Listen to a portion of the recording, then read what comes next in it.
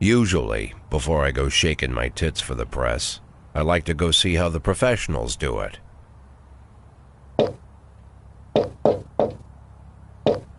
Some might say the chief of police has no business in an institution like this, but in fact it's the quietest and safest place in town.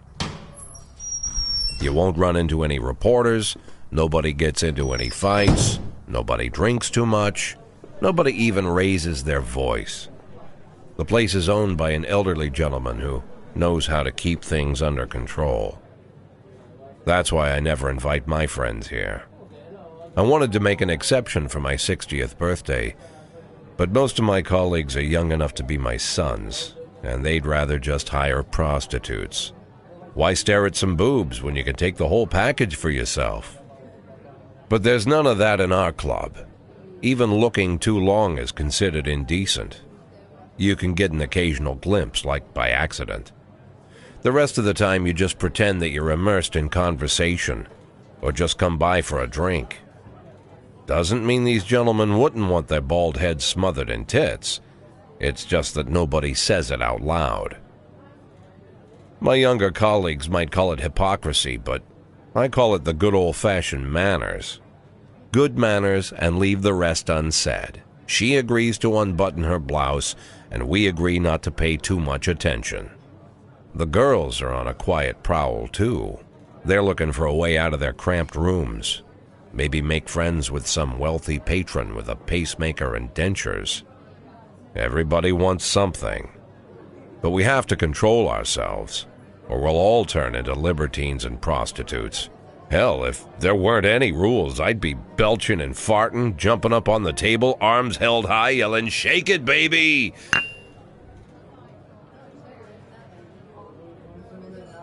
No idea how I got so barbaric.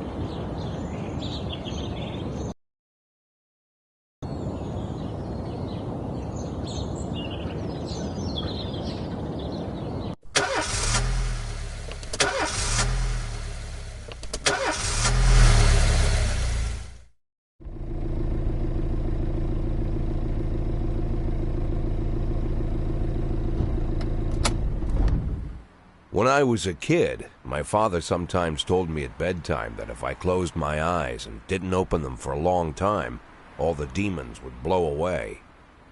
Yesterday I turned 60, but I still take his advice. Not because I'm sentimental or want to keep the memory of my father alive. I just can't think of a better solution.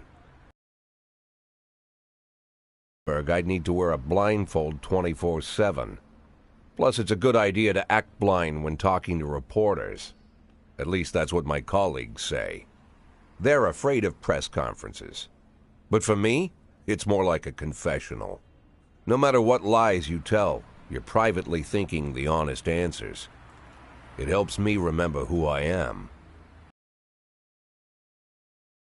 Tomorrow is a small price to pay.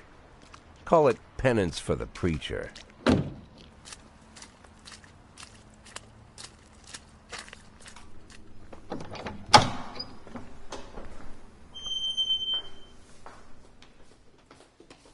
This is the first time I'm afraid of those answers my mind has given me. Not because I'm mad I'm losing my job. Though it's true, I'm mad as hell. Not because I subconsciously blame everyone else. Though I damn sure do blame them. And don't even ask me what my next move is.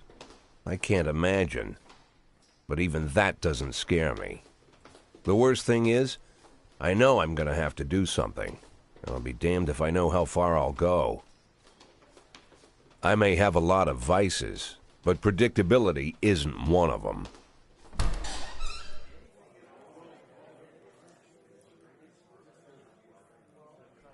I learned a long time ago how to drive away the swarming demons.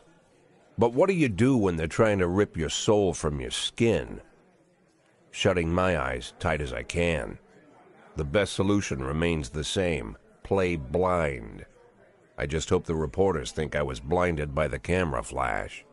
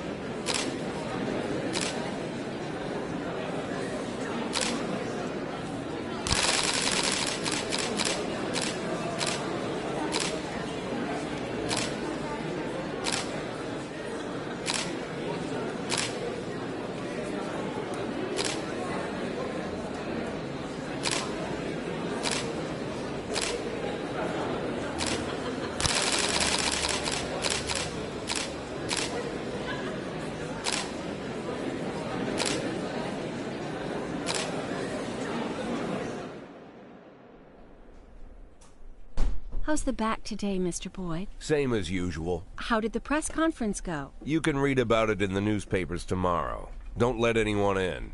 Even Mr. Kendrick? Especially Mr. Kendrick.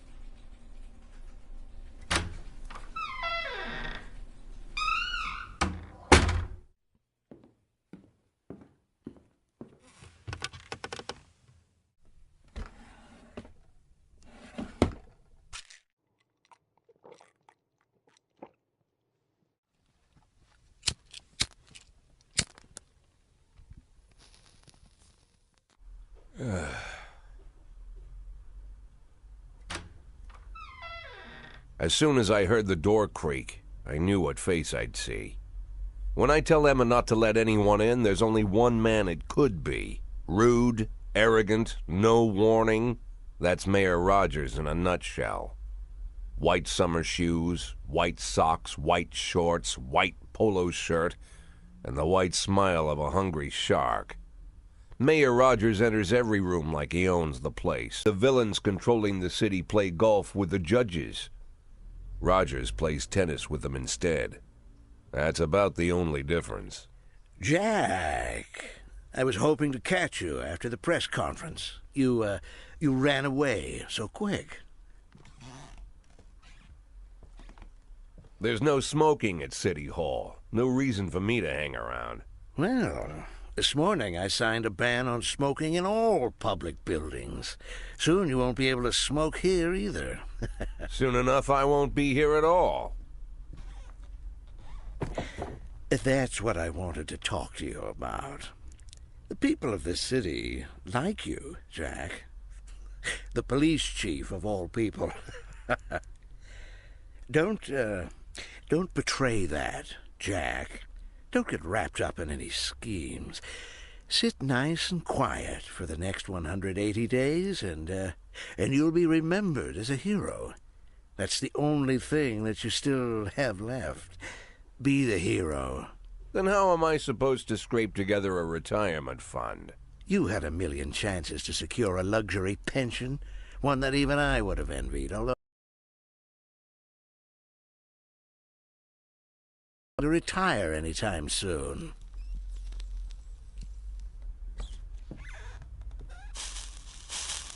"180 days of quiet, Jack. That's all I need. I don't have any problems with you, and you won't have any problems with me. I have a new assistant, Troy Starr.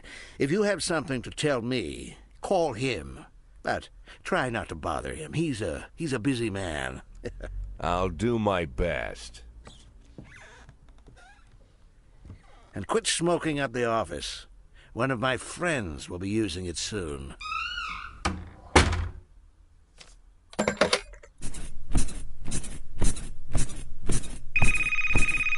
Oh, I'm sorry, babe. Only the mayor has this number. Mr. Mayor? Yeah, is this Troy Star? Yes? Go fuck yourself, Troy Star.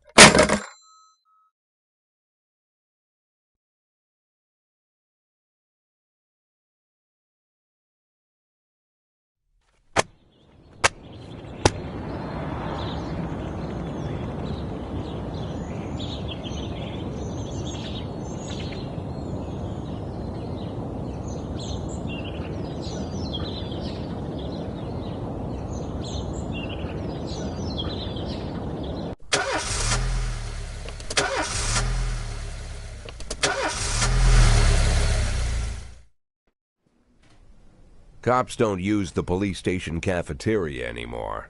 There's some kind of stigma against sitting shoulder to shoulder with your partners. Everybody just takes snacks from the machines or grabs a meal and hammers it down in the corner like a vulture on a corpse. The main thing? Don't look into anyone's eyes. Could be construed as an invitation to sit together. The only people eating here are ghosts.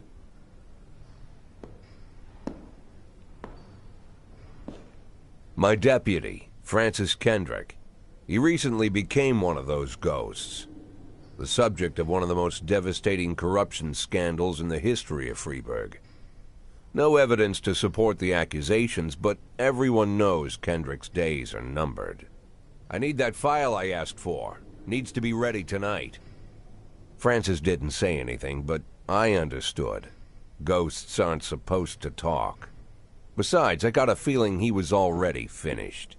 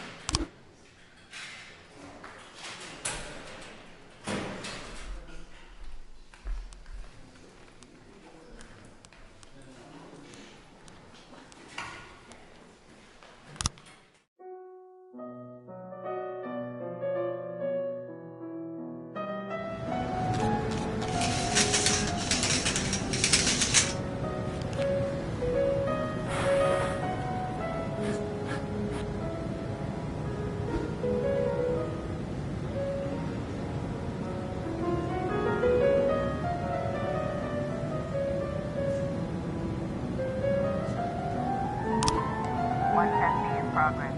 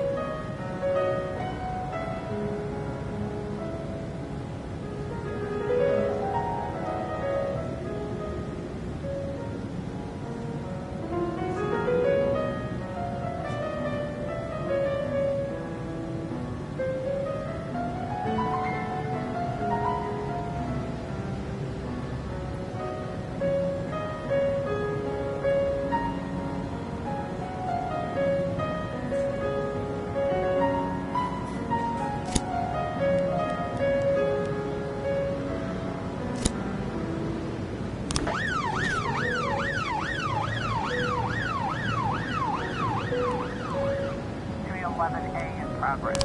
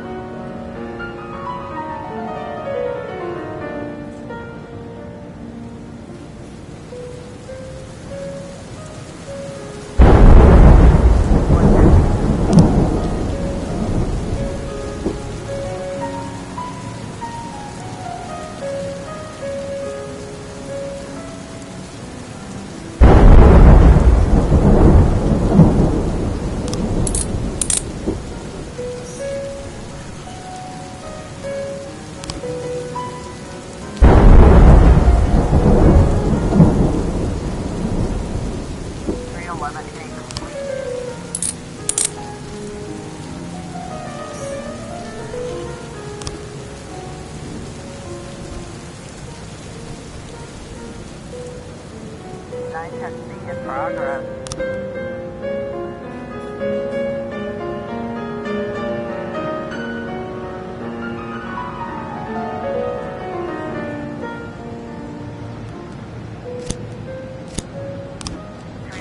A in progress.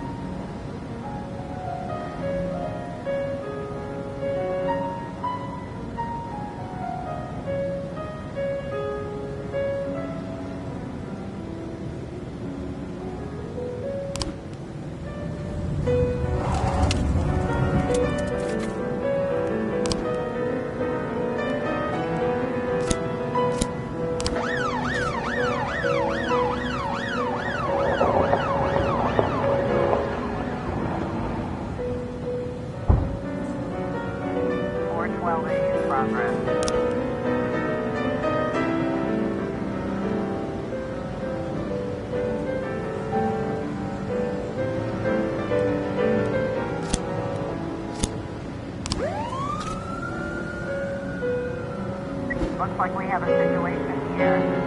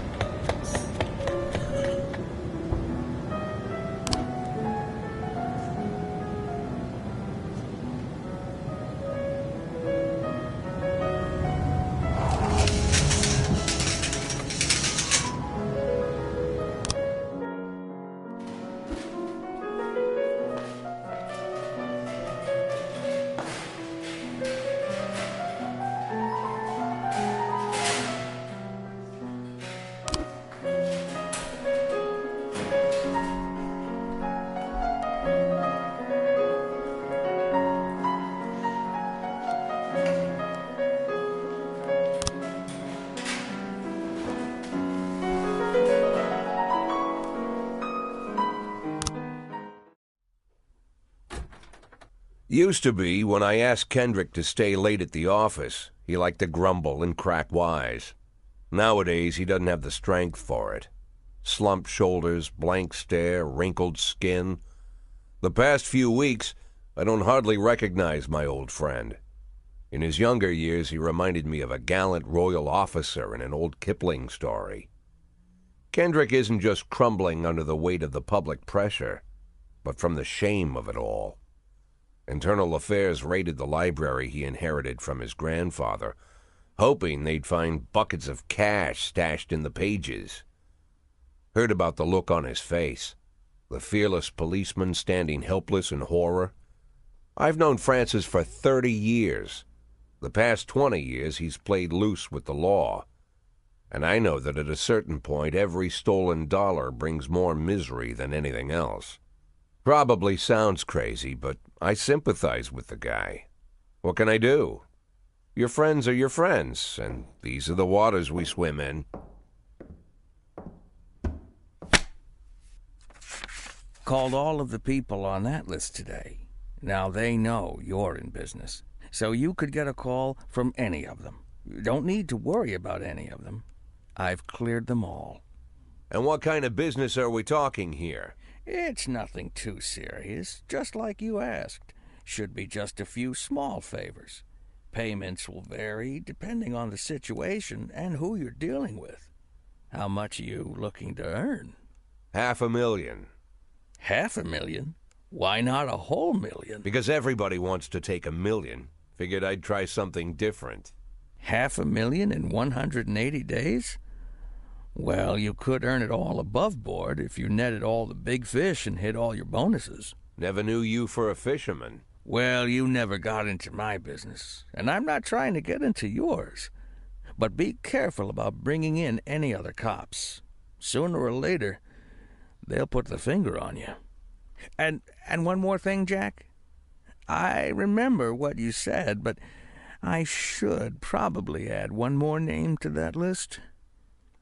Christopher Sand. Sand. Christopher G. Sand. Everyone knows the name, but few could tell you who he is. The old man stays away from the spotlight. Always wears old-fashioned jeans and knitted sweaters. Gives to charity. Rarely attends social events. An avid hunter, I hear. Even dabbles in poetry. You'd never guess he's the head of the oldest and most powerful gang in the city. Goes back as far as his great-grandfather. And Sand is strict about following the old rules. He rarely involves himself in commonplace murders and robberies. Hardly needs to intimidate anyone to get his point across. The people who work for him each have their sphere. They provide protection where needed, even work with the authorities when they want to make a deal. Meanwhile, Sand pulls the strings without getting his hands dirty. People sometimes mistake his quiet approach. A couple years ago, an arms dealer decided to expand its business without asking permission, and his whole family paid the price. In 4 weeks, Sand killed 31 people. Old men, women, even a few teenagers. And Sand's people made sure every paper reported it. Frank, I don't want to hear you say that name again. Jack, please, listen to me. I'm in with these guys. We agreed, Frank. That's not the kind of business I'm into. I don't go there. Never have, never will.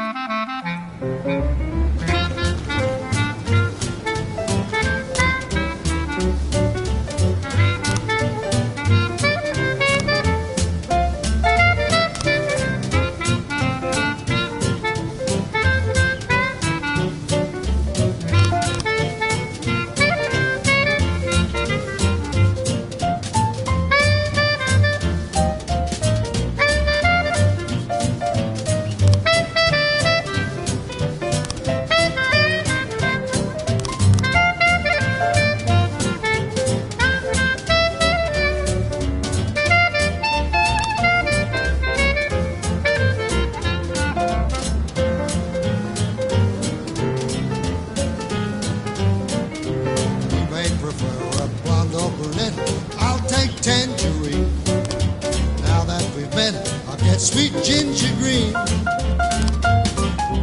Red is for danger, so I'm told. I know just what they mean. Gotta be bold to hold sweet ginger green. She's sweeter than Sue and Georgia Brown beats Lulu too when she's back in town. Now she can shimmy like Sister Kate. She's a dancing queen, fit for a king. Swing sweet ginger green.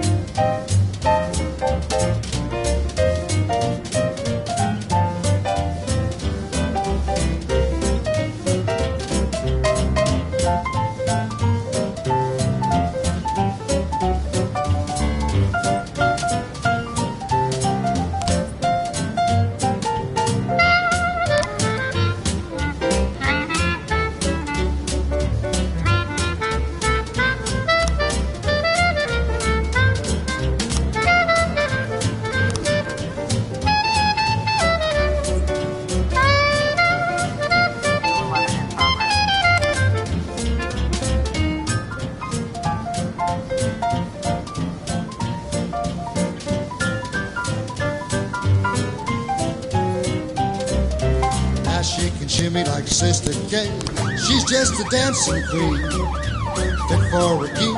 Swing sweet ginger, swing sweet ginger green.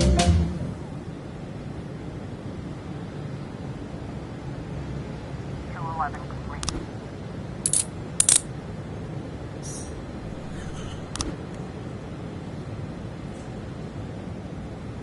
1210 in progress.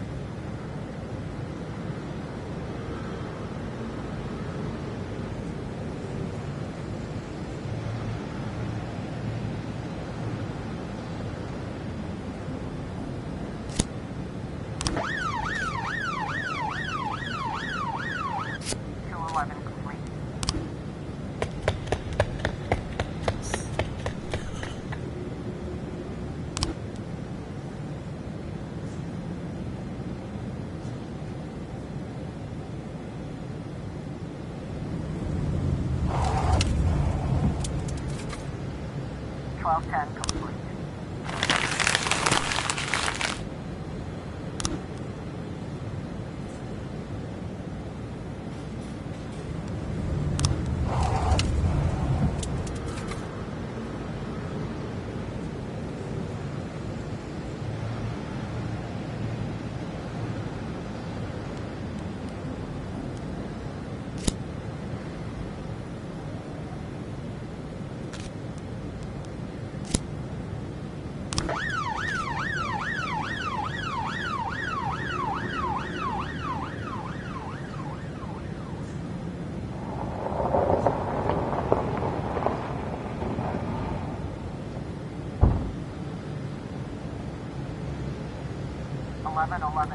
In progress.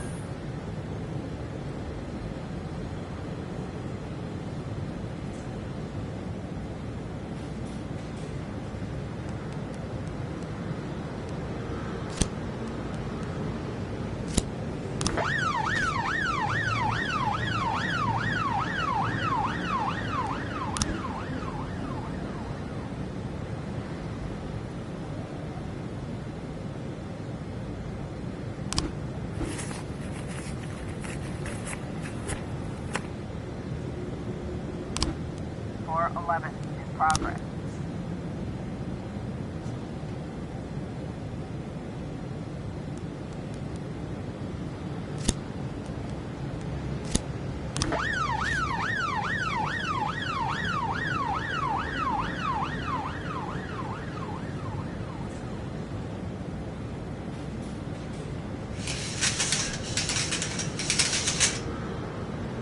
Looks like we have a situation here.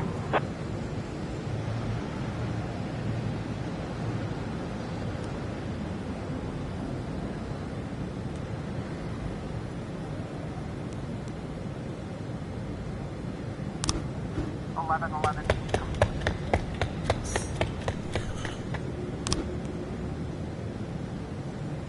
411 complete.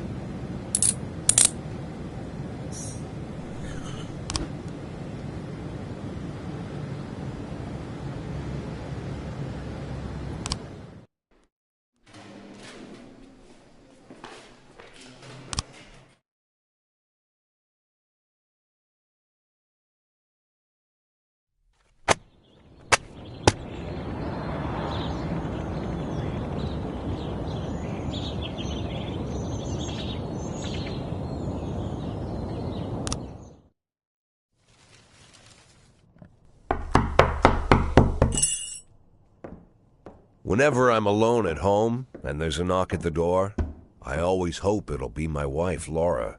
She's always forgetting her keys. Hello, my name is Steve, and you're Jack Boyd, is that right? To get to my front door, the Bible boys walked about a mile from the local bus stop, jumping over mud puddles and skirting a couple of landfills. Laura doesn't go in for religion either. But according to her, these brave lunatics with their fake smiles deserve at least a minute of attention. She patiently listens to them, asks them questions, regales them with pastries, and never once dropping a hint of condescension. When I watch her do it, I've got to admit it gets me. I'd have hugged those boys, sat with them on the porch, and lit up a cigar. But a month after Laura left, all I could do was quietly ask them not to bother me. Today I'm a little rougher still. Shut the door on his nose this time. Another couple weeks at this rate and I'll be greeting anyone who comes close with my service pistol pointed towards the sky, ready to fire my warning shots. In my life, even the basic stuff never goes like it's supposed to. Normally, when a wife is going to leave home, she'll make a scene or at least sit everyone down for a serious conversation. But Laura just disappeared. The children in the stories always stand on the side of the mother, but all three of our sons supported me. The in-laws always blame the husband for making their daughter unhappy. But now Sally, Laura's mother, well, we sort of have a pact. The fellow Laura ran off with is young enough to be her son. I hear he's 30 years old. Of all the possible information a man can know about his wife's lover, I get hit with that. Fortunately, Laura's mother doesn't like the way it sounds either. Sally figures this guy just thought he'd have some fun with a mature woman, but he'll be back chasing college girls before the year is out. So we have an agreement. Sally's going to track down Laura and try to reason with her, and we'll arrange a meeting. Meanwhile, I'm supposed to not do anything stupid, which of course means anything at all. It's a crazy situation. I'm the police chief, and the person I'm trusting to find my wife is an old woman armed with a phone book. But I can't afford to lose Sally as an ally. So for the moment, I had to swallow my pride.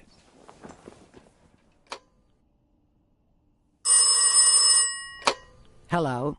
Mrs. Markham, this is Boyd. Oh, is there any news? That's what I wanted to ask you. Have you found anything? An address, phone number? Have you spoken to her?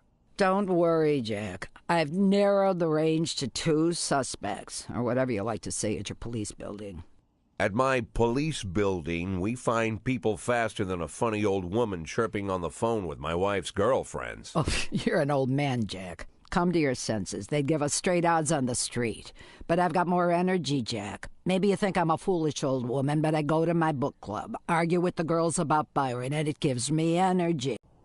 Laura, if you've stopped loving me, I'll let you go.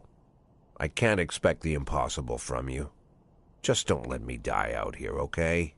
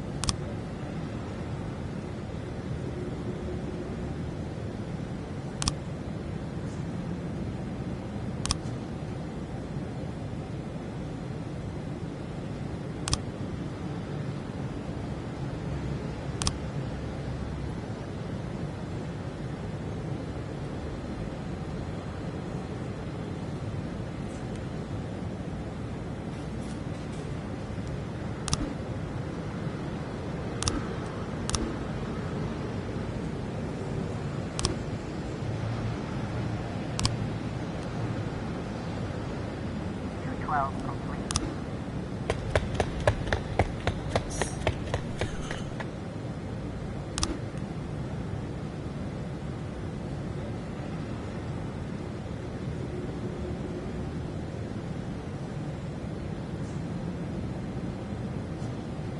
Twelve, 10, and 12.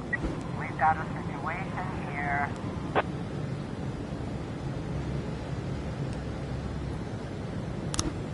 One 13 feet complete.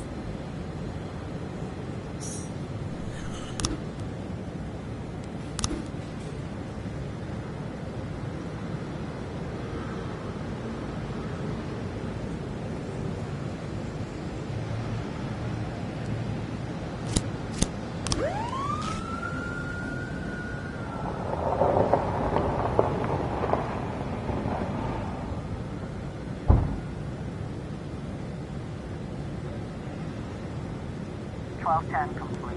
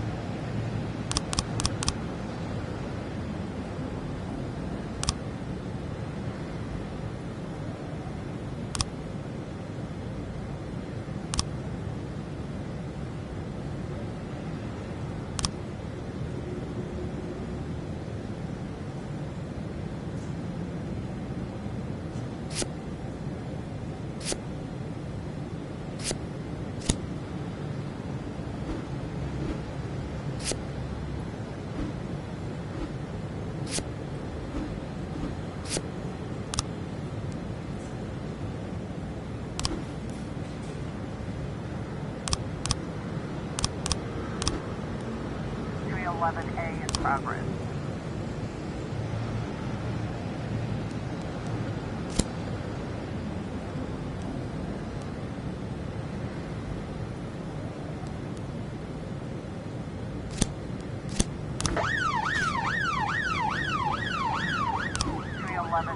Progress.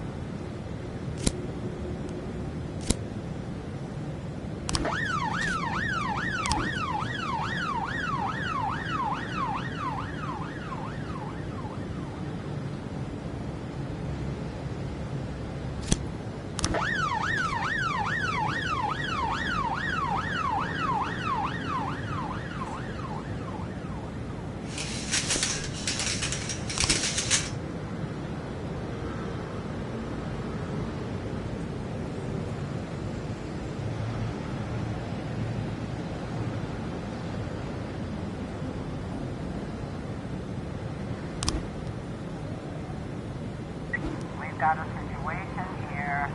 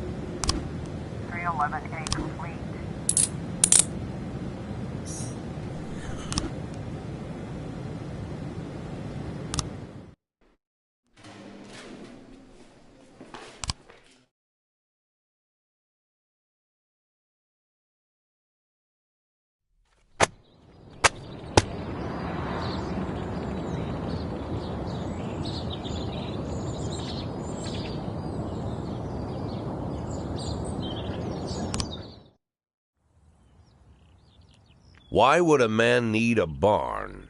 To store all the stuff you can't bring home. About 30 years ago, back when I was young and interested in farming, I carried all kinds of junk home. After a day in the field, I'd come home with buckets, shovels, dirty boots and clothes, and instantly transform the living room. But even back then, there's something I always kept in the barn.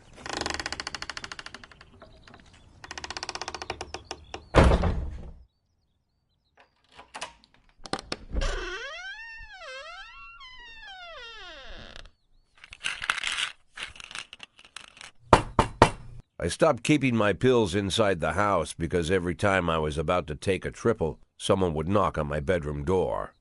Now they're knocking on my barn door. Well, fine. It's not every day that someone comes to visit your barn. In all the years we worked together, Kendrick never came to visit the house. We drank at bars, went fishing, went to the mountains, even chased off some poachers one time. But he never came for dinner with the family. We never watched football over here. And now he's brought his friends to visit my barn.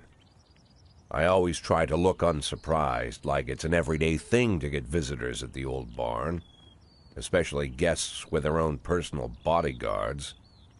But Kendrick is sharp enough to see he's caught me with my pants on backwards. Sorry for the surprise, Jack. We saw you from the car. Figured we'd find you in here. I'm going in for a minute, fellas. These guys will wait outside.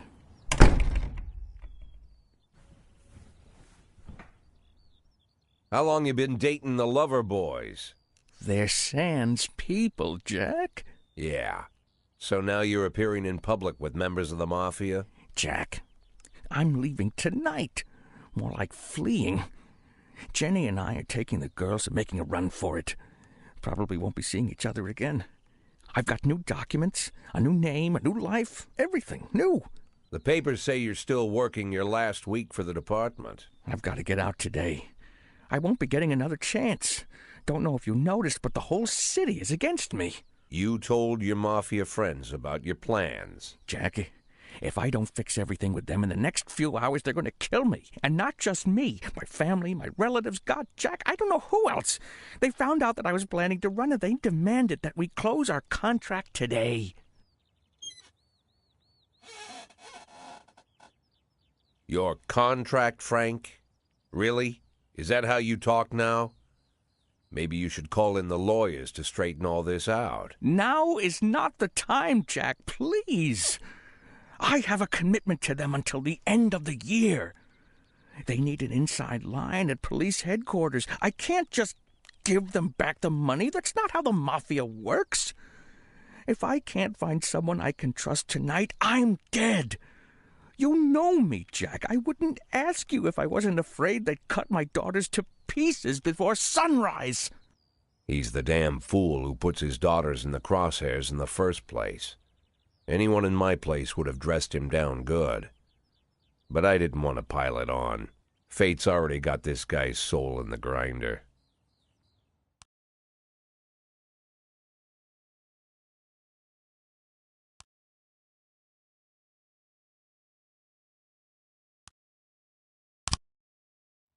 Give him my phone number and tell him it's done.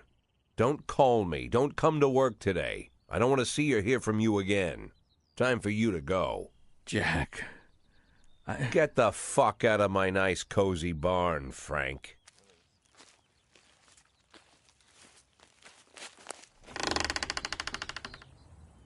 At the time, I was trying not to think about what just happened. It was almost too much to take in. I'm probably the most popular police chief in the history of the city, and I have to admit, I've thought about that more than once, sometimes with a little pride even. In one of the features they wrote about me in the papers, they said it pretty plain. He catches the criminals. Believe me, high praise like that is unheard of in Freeburg, especially for a cop. And here I am, the person who catches criminals, and I've agreed to help the Mafia, or I'll come home to a bag stuffed with my kids' body parts. Right before the last hammer falls. Hey, remember that cop who caught criminals? It turns out he was a mafia bitch. And all for the sake of a greedy, corrupt cop who should have fled the country years ago. That sound right to you?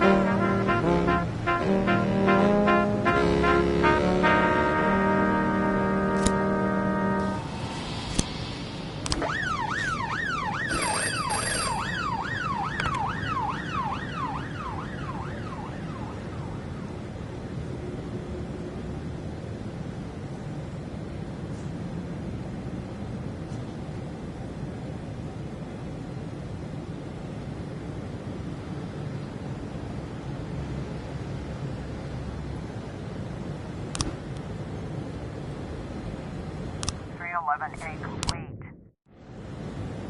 212 in progress.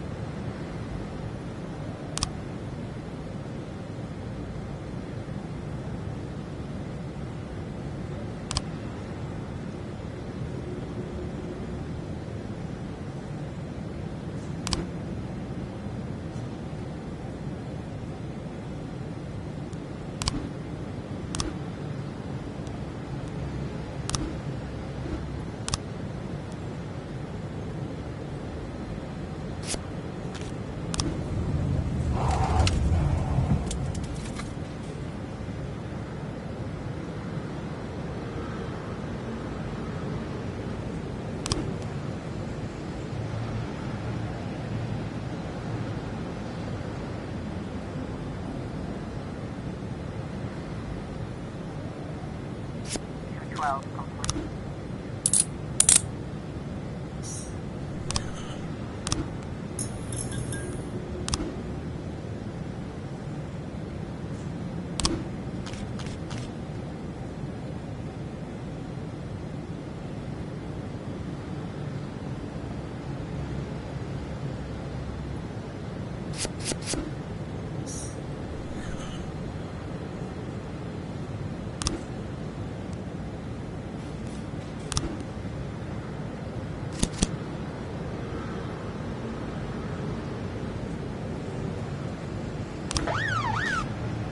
In progress.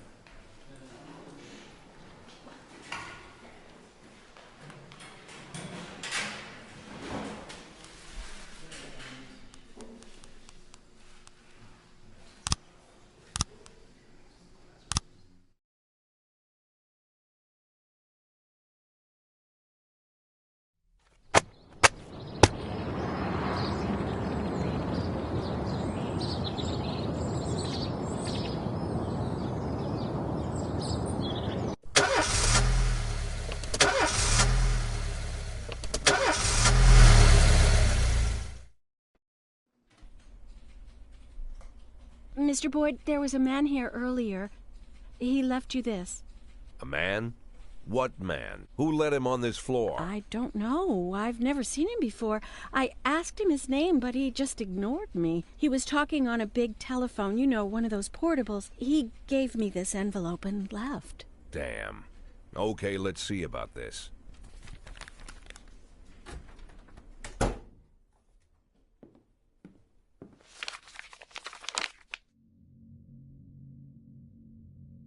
Of course, they could have shot them the second they took the photo, but I knew Kendrick and his family were all right. Either way, the message was not that they got out. It meant that I was in. My servitude to the Mafia had begun. I'd only been in my new position 5 seconds, and I already knew why Kendrick called it a contract. You sound doomed if you call it what it is. A curse. Boyd. Good morning, Jack. I believe you just received my message. Who am I speaking with? Oh, I'm sorry.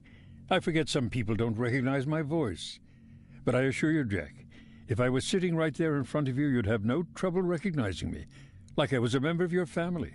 Even better than a wife, perhaps. A wife can betray you. No man is immune. I don't talk to people who don't tell me their names. Oh, Jack, don't be so childish. You're too old to run away from strangers. Yes, we both are. And in our old age, friendship becomes rare and all the more precious. But of course, we must work with new people and find out new names. So if you insist, Jack, let us formally meet. Hello, Jack Boyd. I'm Christopher Sand. Wonderful, Mr. Sand. And what is it you do for a living? Oh, you'll soon find out all about that. Well, you'll learn much more than a simple policeman could ever expect. You're a simple policeman no longer, Jack. Don't turn off your phone. You start today.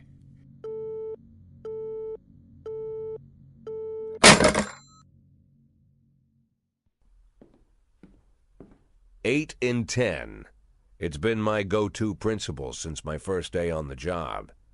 I've got to let my colleagues hush up what they need to, 2 out of 10 times, so that they'll help me with the remaining 8.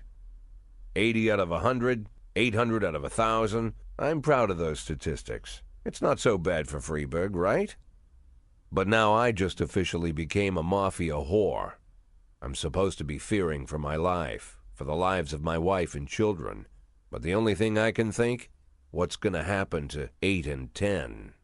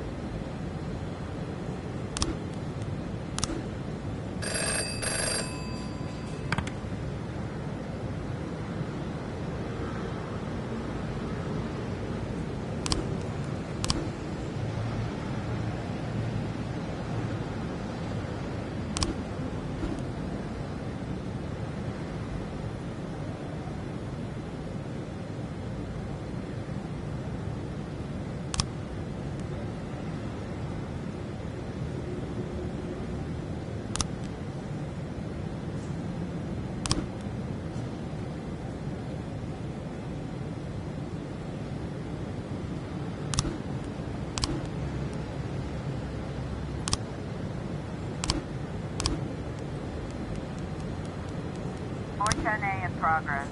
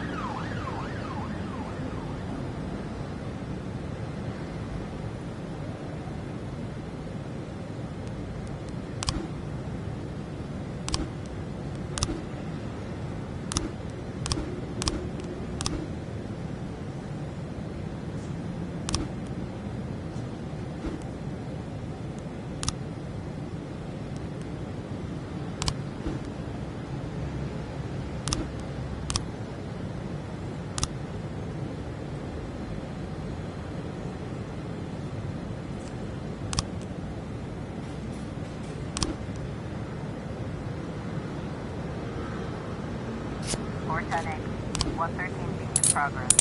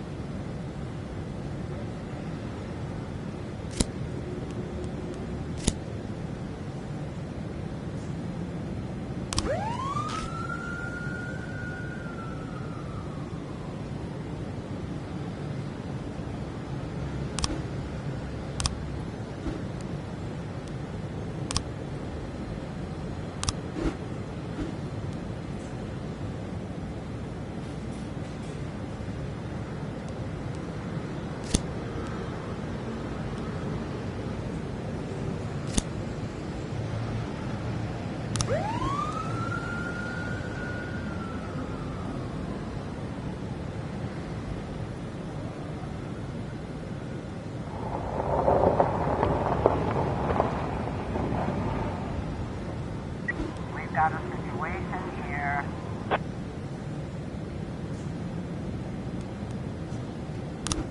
(113B) complete.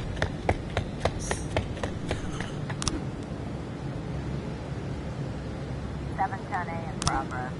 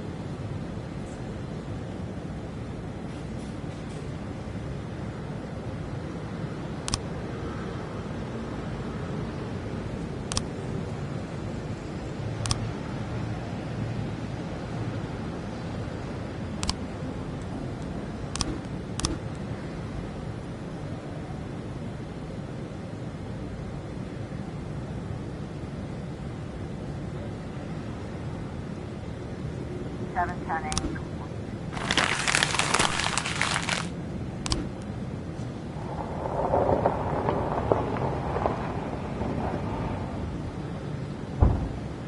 (911) in progress.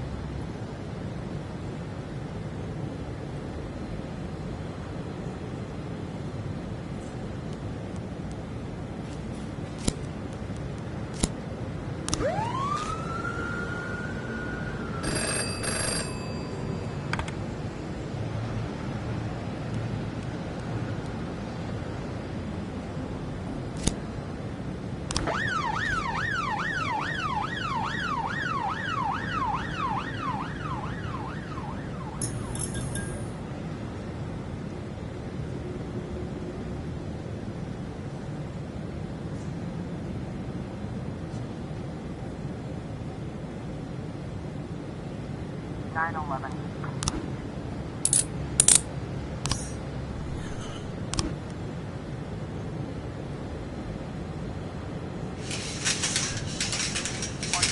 In progress.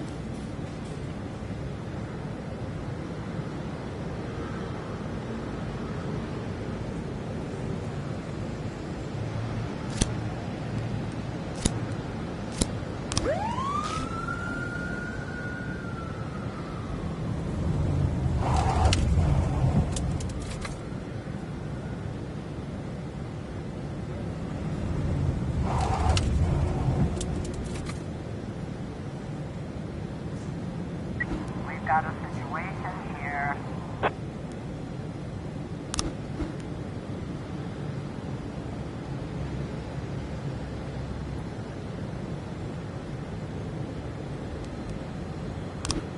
Four 12.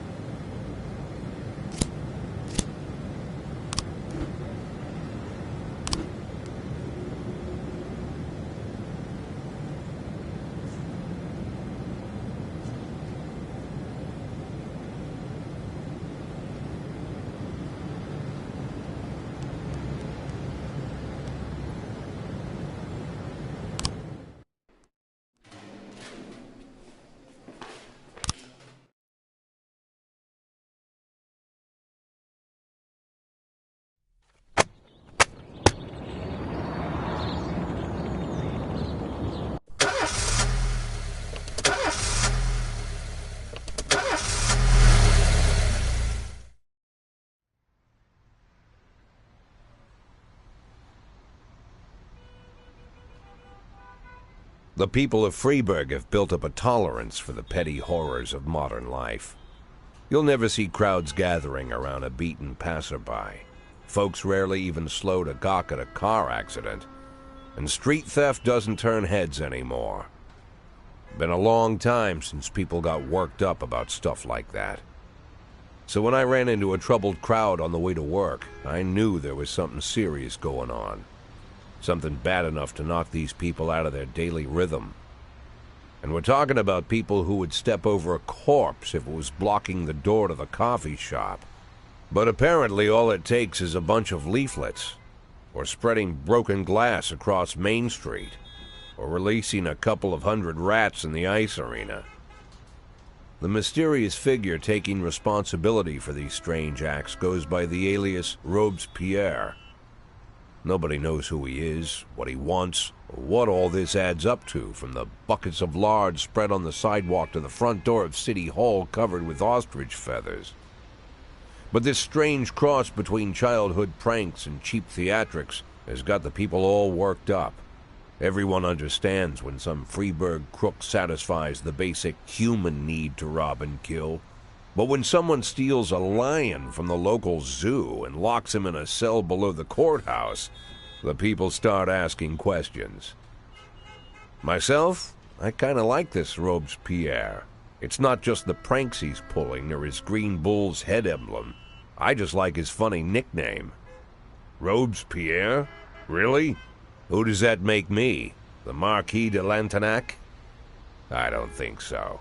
In the old books about revolutions, I fancy myself the old gunner who goes off to war with a bag of damp powder. Or maybe the innkeeper who tops up the beer kegs with mop water. It's something to think about.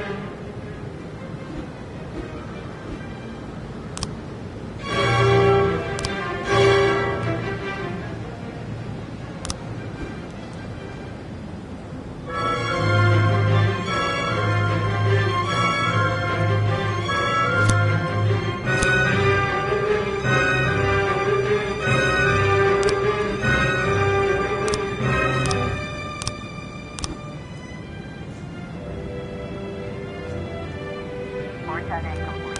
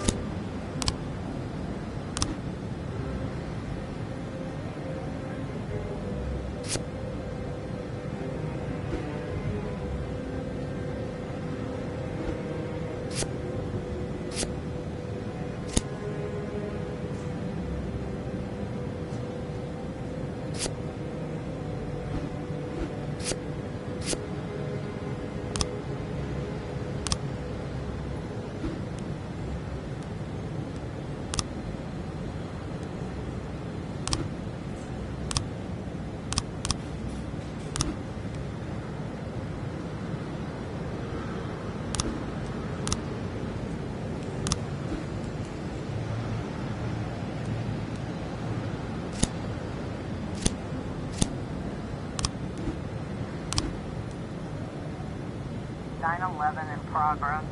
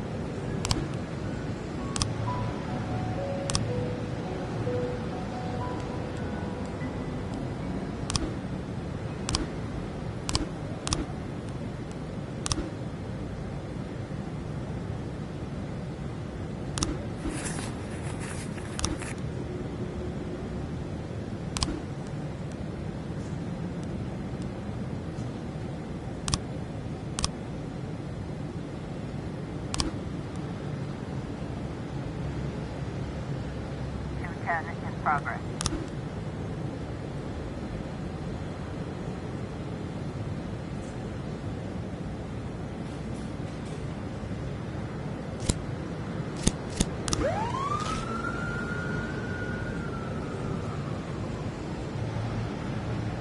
Officer on scene, looks like we have a situation here.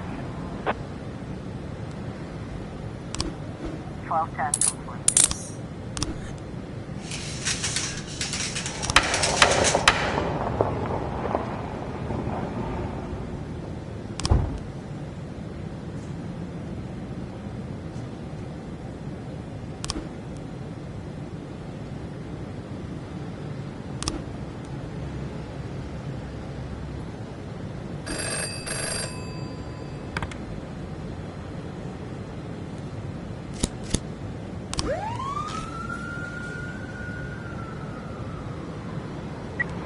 I was trying to raise 10-1, Sergeant Hotspot.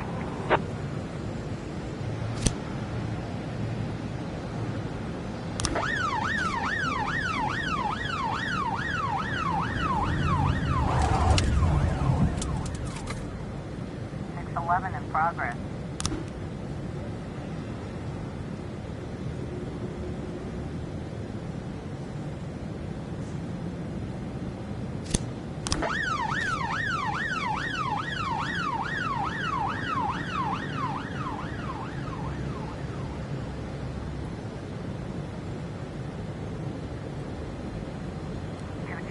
Complete.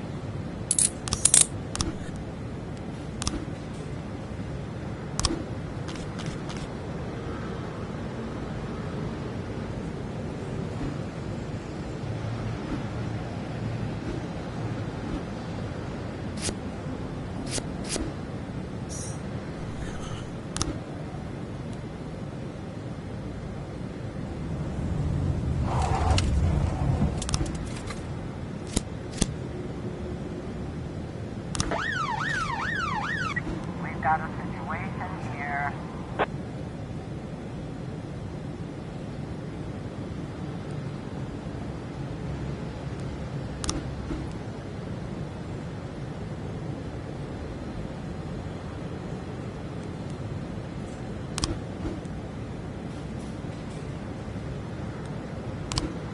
It's 11.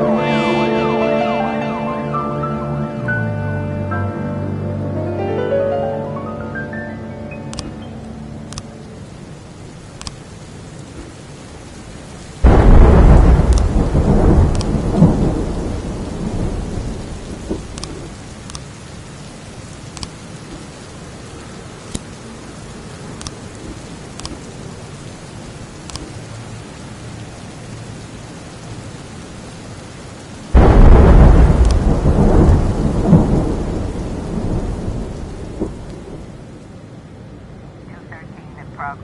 410A complete.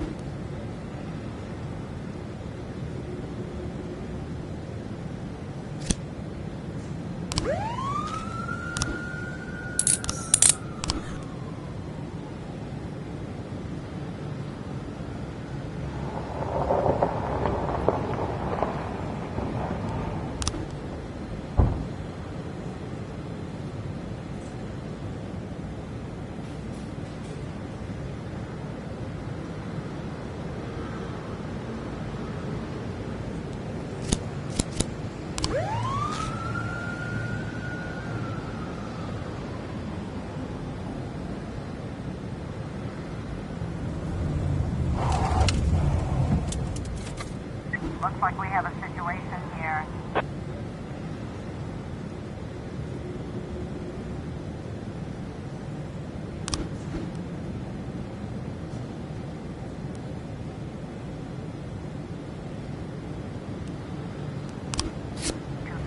Complete. 910B in progress.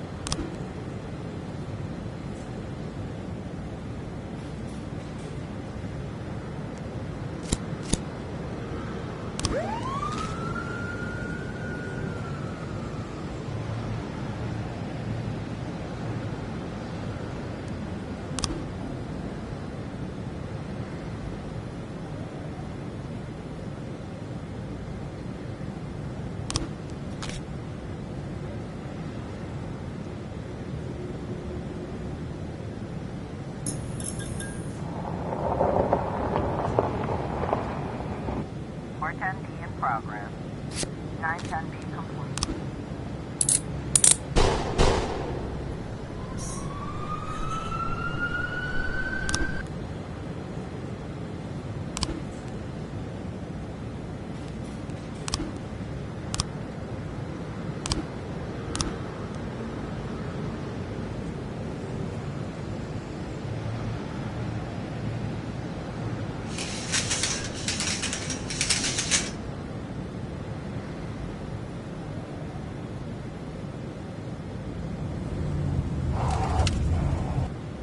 A in progress.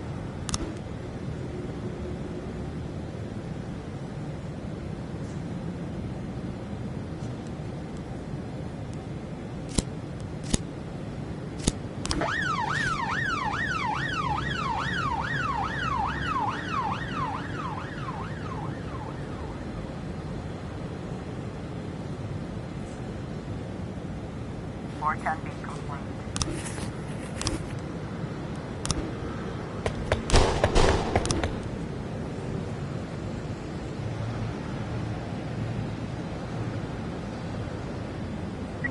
Got a situation here.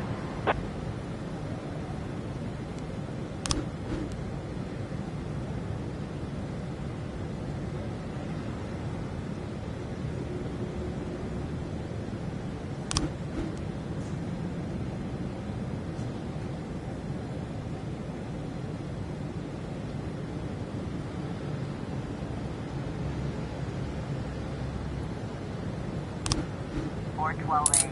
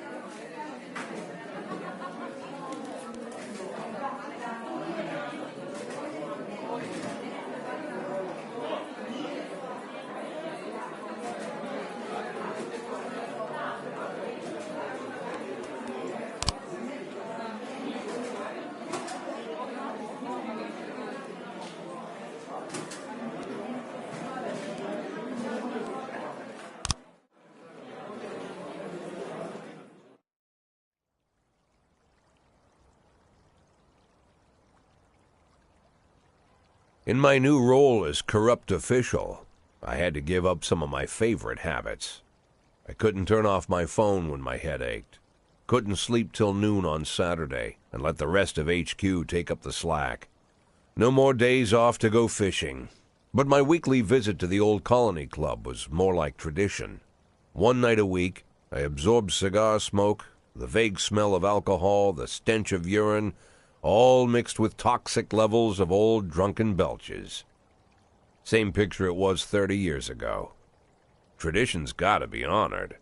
And to stay faithful to the tradition, you've got to respect the standard rituals.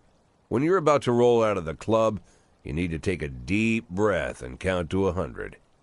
If your stomach doesn't do a backflip, you should be good to make it home. This time I only got up to 60. I was interrupted. Why? You look even better than you do on TV. There's nothing more impolite than approaching people in the alley at the Old Colony. This is the most private place in the city. All who enter here dirty their shoes with the most elite stream of vomit in Freeburg. This asphalt has been blessed by judges, lawyers, artists, businessmen, and all our politicians. Takes a lot of balls to crash the party. My head was a drunken haze, but I knew who he was. A cartoon gangster suit straight out of Dick Tracy. Fancy voice, fruit cologne, sassy strut. That's how the newspapers described Vikas Varga, rising star in Freeburg's criminal underworld. He appeared out of nowhere, and with the support of the local punks, Varga broke all the old rules of organized crime. He killed those who could not be killed, traded what could not be traded, and robbed those who could not be robbed. In just a single month, this man had gathered an incredible amount of power. He's been called everything from a clown to a madman to a criminal genius, and more often than not, he's called a low-class upstart short on ideas. But if Vargas was one of the old crime bosses, he'd have been cut into pieces and fed to the river. Look past this guy's arrogance, and there's something about him. The city is still deciding what to do with him. Meanwhile, he's burning down the houses of old city mobsters. Not the best time to talk, Mr. Varga. Oh, you know my name. I'm flattered, although not very surprised, to be honest. I might be a little short on manners. Like they say in your fair city, with the right manners, you can go anywhere. Well, I don't want to go anywhere. I want to stay right here. Even the criminal world needs manners, Mr. Varga. And one of them is this: don't interfere with a drunken cop who's trying to take a shit and puke at the same time. Oh, you exaggerate. But is Freeburg always so gentle with its officers? You've been a bit roughed up lately. I see you already know Freeburg quite well, Mr. Varga. Well, I love to learn and look around. But I do know that the inhabitants of this fair city should be friends, Jack. Maybe it's true I don't have the best manners. After all, it's only polite for friends to share their phone numbers.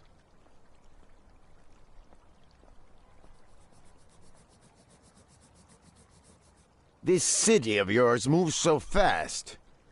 I feel like I'm hooked on amphetamines all over again. You wake up in the morning full of ideas, and by nightfall, you've all had each other killed. So don't wait too long to call. I don't mind if you're drunk. It's all the more fun. I'll be stoned myself, most likely. Hell, I'm a little stoned right now. It's the only way to live in this place. I like your city, Jack. I'm here to stay. If it weren't for the phone number written on my arm, I probably wouldn't have remembered the conversation in the morning. But there was no reason to worry. I'd be getting a reminder soon.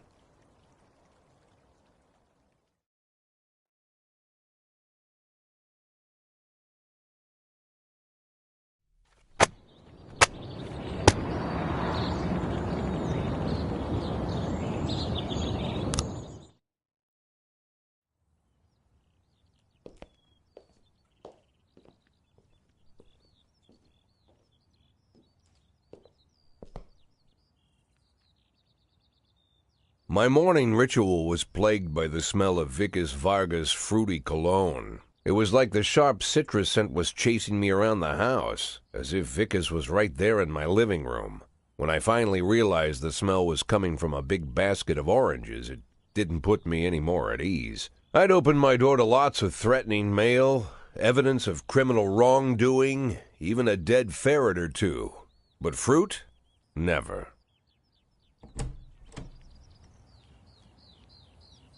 You the fruit guy?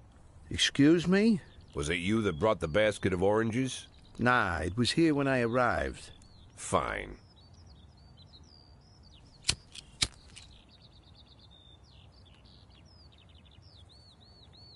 So who are you?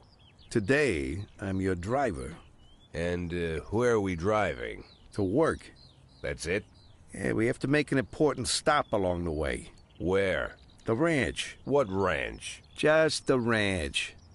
Fine. The morning seemed surreal, and I took in the magic. Why wreck it with meaningless chatter? As my tight-lipped chauffeur drove an hour through God knows where, I started to feel like I was in the middle of a bad dream, probably lying bloody and concussed in the alley behind the old Colony Club, my nose buried in a rotten orange peel. But no, this was no dream. The silence was real, the sound of the engine was real, the dust was real, and there was the ranch over the horizon. It all seemed familiar. The Sand family's overbearing mansion has been the talk of the headlines for decades, but few have managed to get closer than a few miles. I guess I'm just lucky.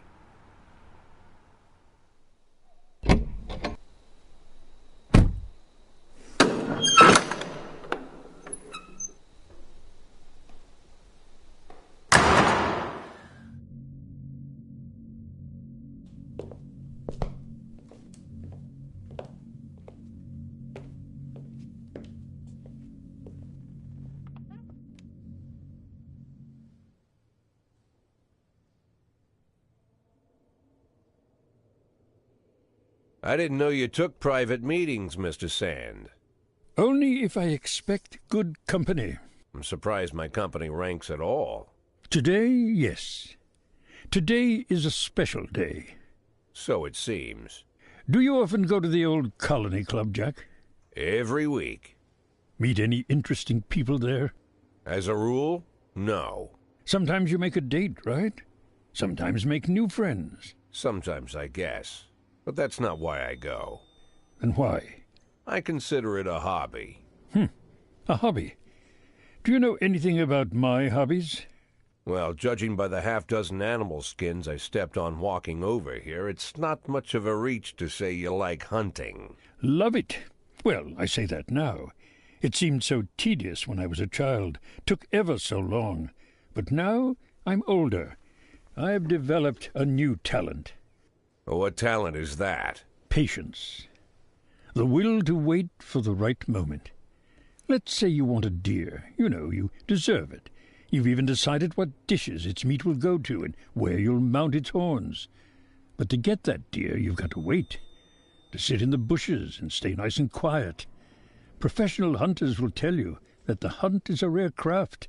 There are many rules. It's shrouded in mystery and ancient skill. Well, that's all complete nonsense.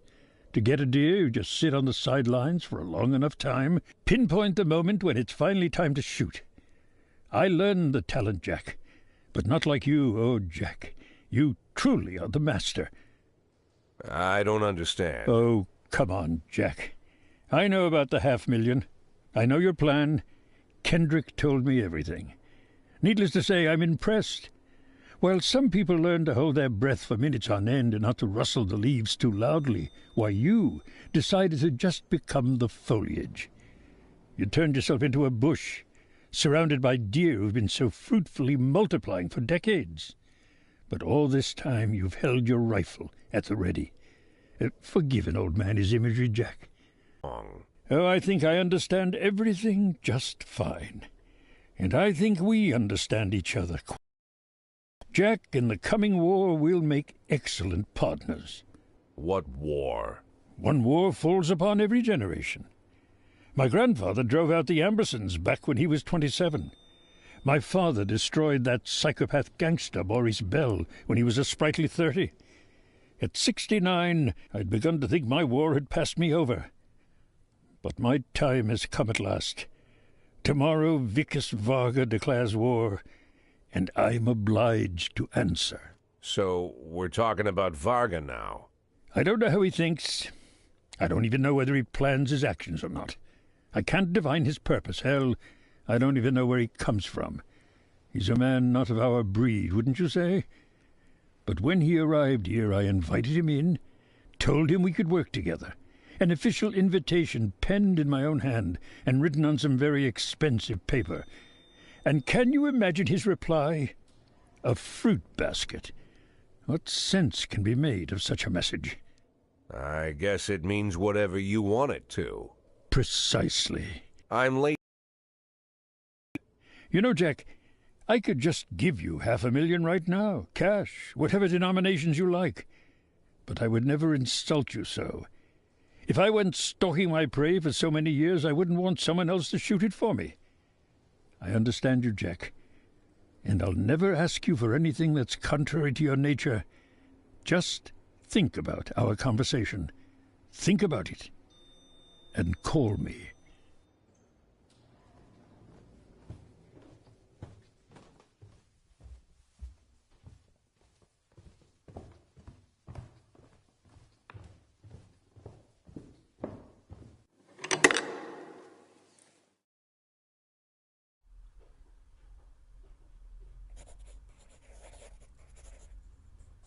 Like I said, it's a whole new life, and I've had to give up some old habits. One of them, keeping away from things that don't concern me. Now I can't afford the luxury.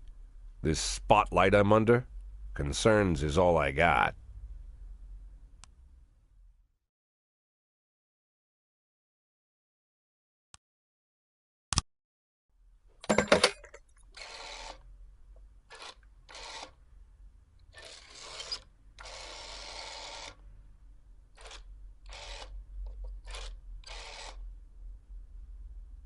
Tell him it's Boyd.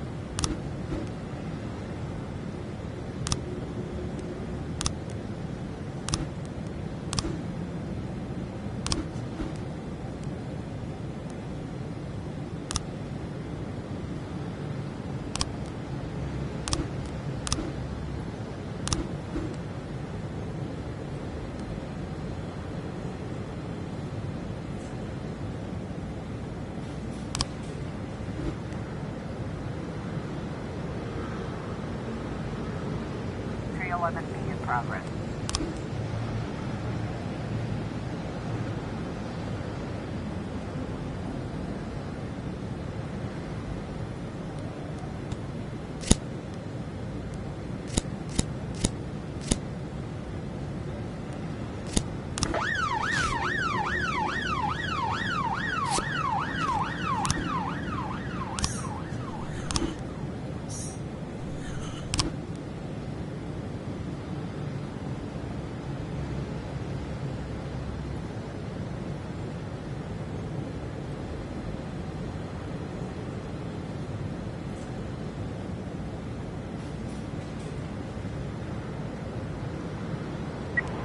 I was trying to raise 10-1, Sergeant Southpaw.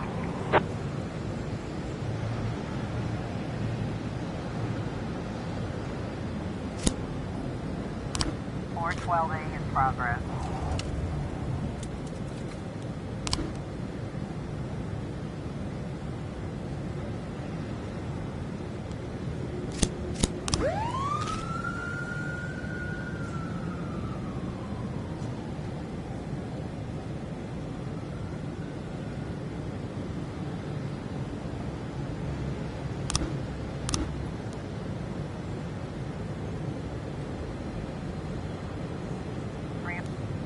In progress.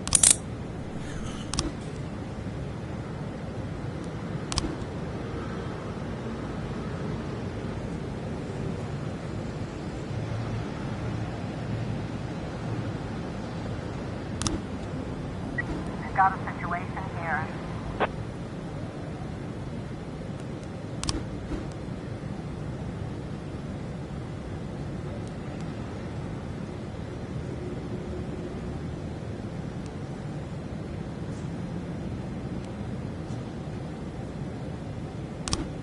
Or 12A.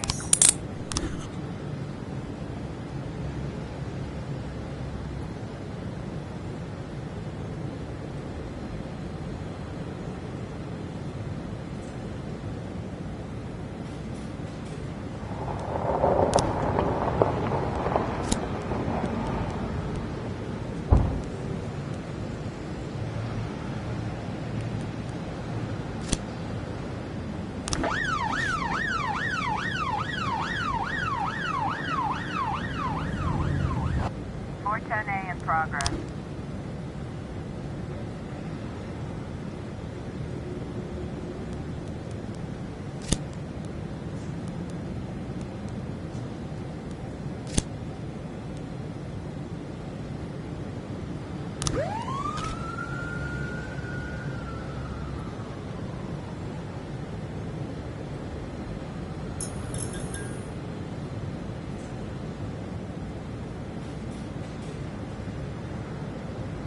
Or 10B complete.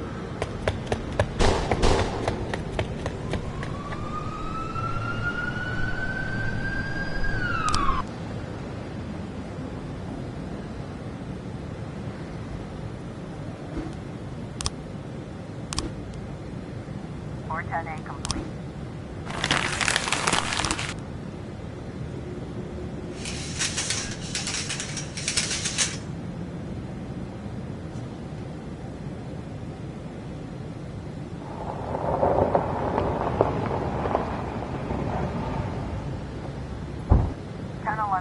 Progress.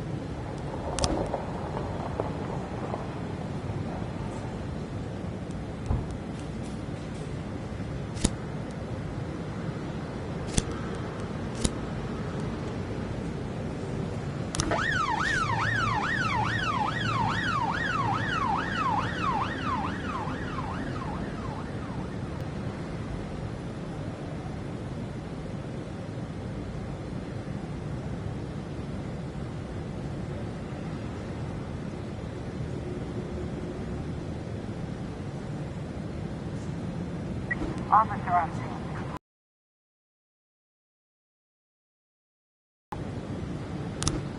Channel 11.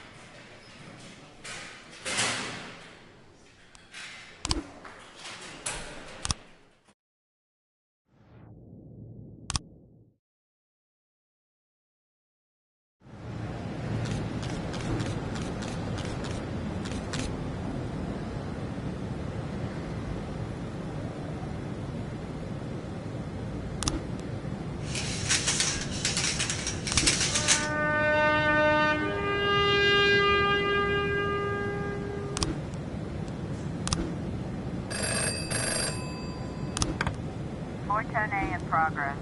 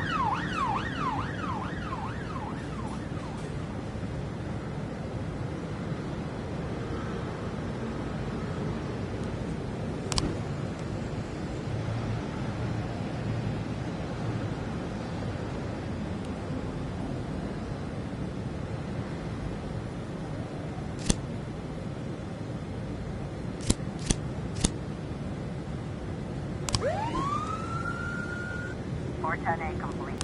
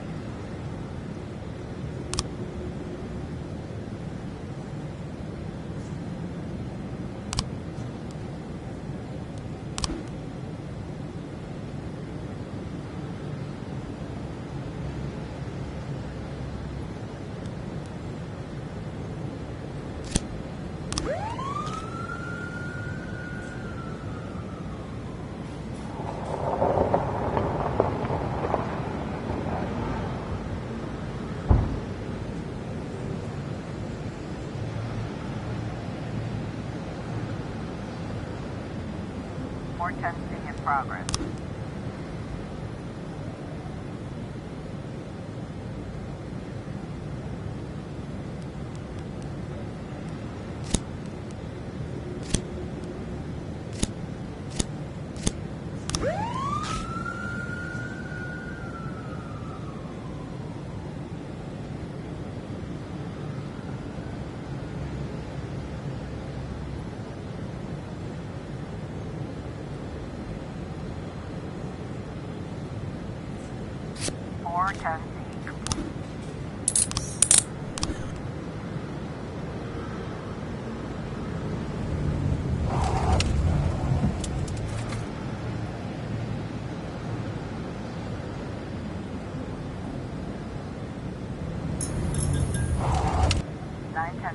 Progress.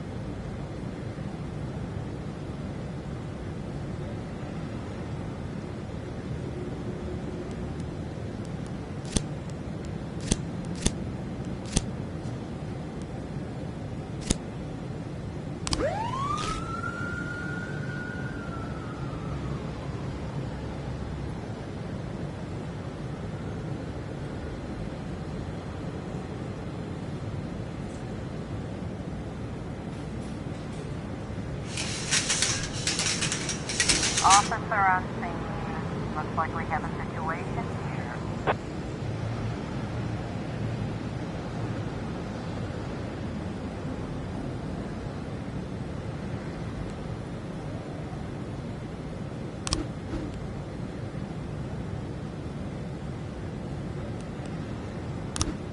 Nine testing complete.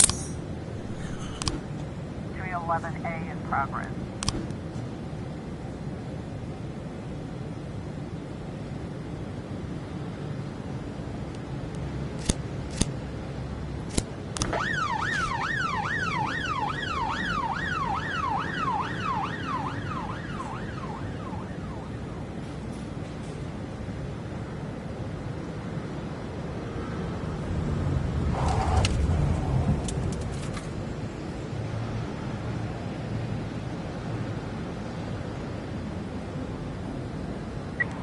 I was trying to raise 10-1, Sergeant Softball.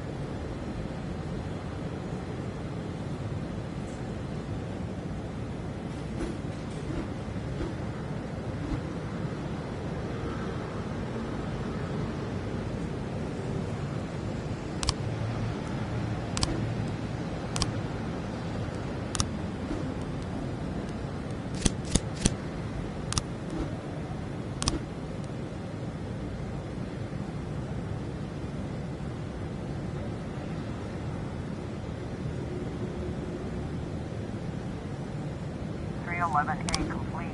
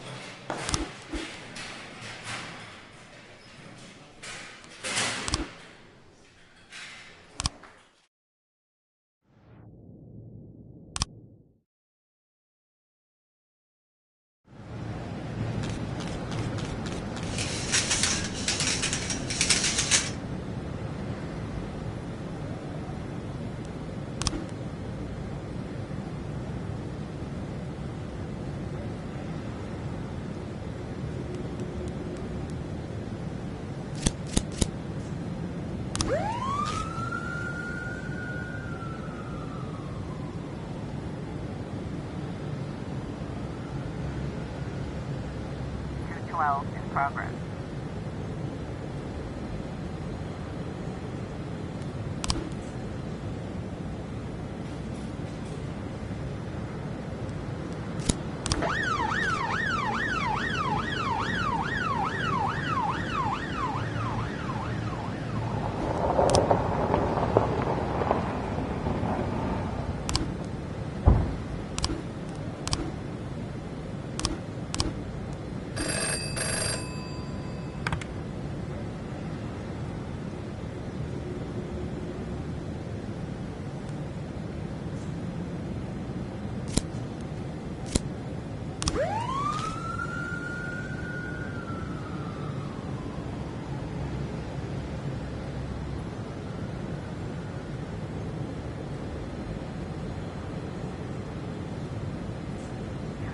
Complete.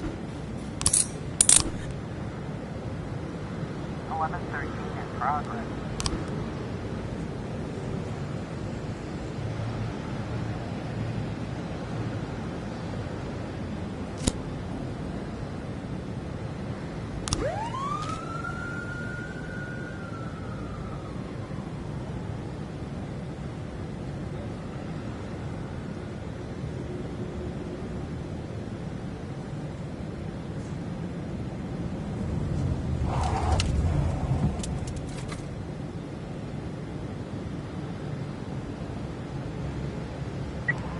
I was trying to raise 10-1, Sergeant Softball.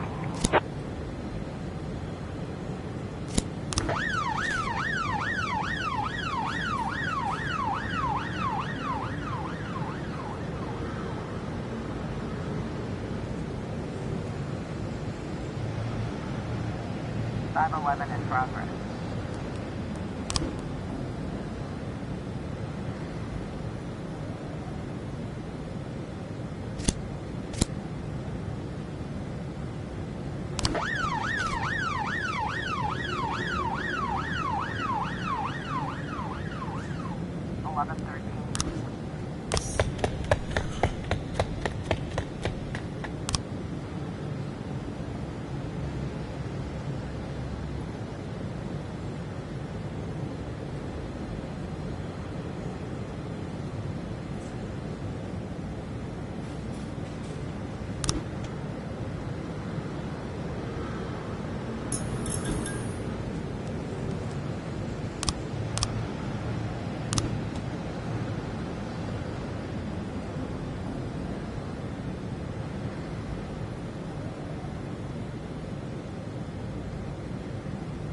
Officer on scene. Looks like we have a situation here.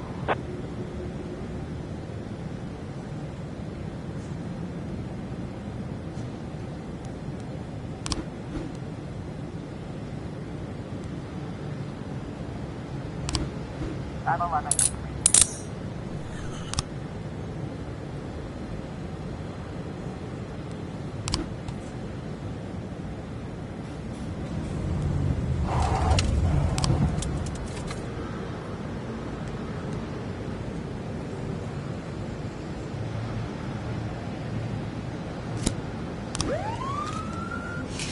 Ten in progress.